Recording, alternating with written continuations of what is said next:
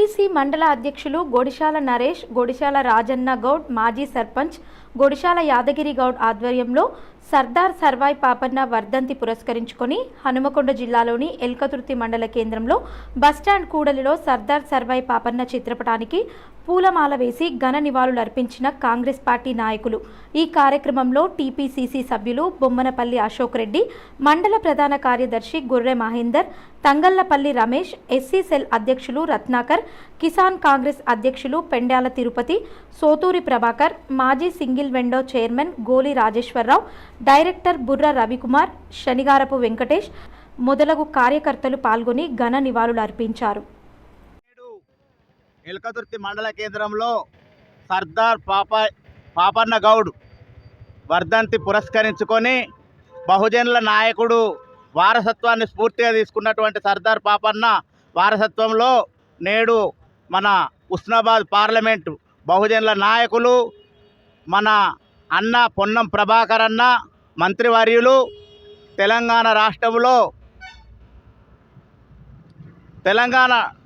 రాష్ట్ర రవాణా శాఖ, బీసీ సంక్షేమ శాఖ మాత్యులు, బహుజన నాయకులుగా మనం నేడు ఈ వర్ధంతి ఏదైతే మనం చేస్తున్నామో సర్వాయి పాపన్న గౌడు స్ఫూర్తిగా తీసుకొని ఈరోజు మనం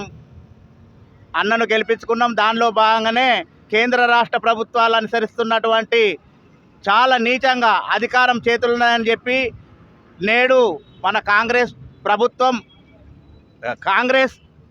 కాంగ్రెసు రాబోయే కేంద్రంలో ప్రభుత్వం ఏర్పడుతుందని చెప్పి కుట్రపూరితంగా ఈడీని పెట్టి ఐడి పన్నులు అని చెప్పి వందల కోట్లు వేల కోట్లను అక్రమంగా కేసులు బనాయిస్తున్నటువంటి కేంద్ర ప్రభుత్వమైన బీజేపీ ప్రభుత్వం పతనం తప్పదని చెప్పి కాంగ్రెస్ పార్టీ తరఫున హెచ్చరిస్తున్నాం. ఎల్కతుర్తి మండలంలో మండల కాంగ్రెస్ పార్టీ ఆధ్వర్యంలో మరి సీనియర్ అన్ని గ్రామాల నుంచి వచ్చిన కార్యకర్తలందరూ ముఖ్య విషయం ఏమిటంటే సర్దార్ సర్వాయి పాపన్న గౌడ్ వర్ధంతిని జరుపుకోవడం చాలా సంతోషకరమైన విషయం. ఎందుకంటే బడుగు బలహీన వర్గాల కోసం మరి గోల్కొండ కిలా మీద జెండా ఎగిరేసి అలాగే తన వారసత్వాన్ని పురికిపుచ్చుకున్నటువంటి గౌరవనీయులు పెద్దలు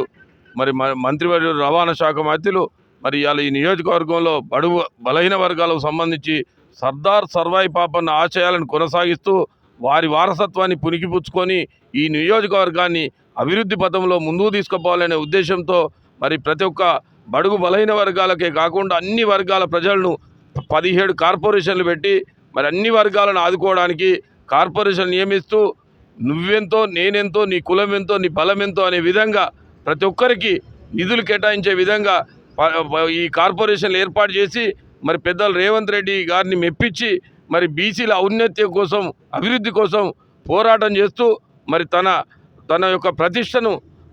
సర్దార్ సర్వాయి పాపన్న యొక్క ప్రతిష్టను ముందుకు తీసుకుపోయే విధంగా మన మంత్రివర్యులు ఈ నియోజకవర్గంలో కాకుండా రాష్ట్రం మొత్తం మీద కూడా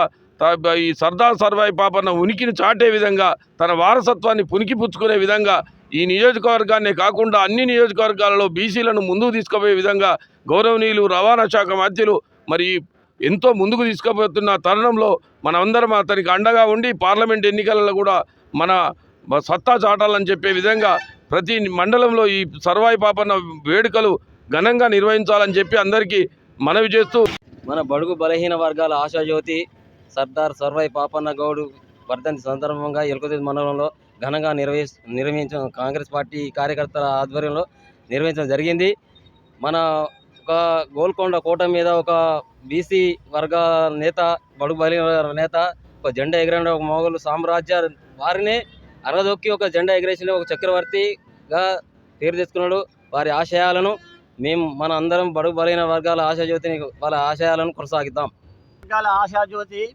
మన సర్దార్ పాపన్న గారి వర్ధంతిని మన మండలంలో జరుపుకునేటకు ఎంతో మనం సంతోషకరమైన విషయం.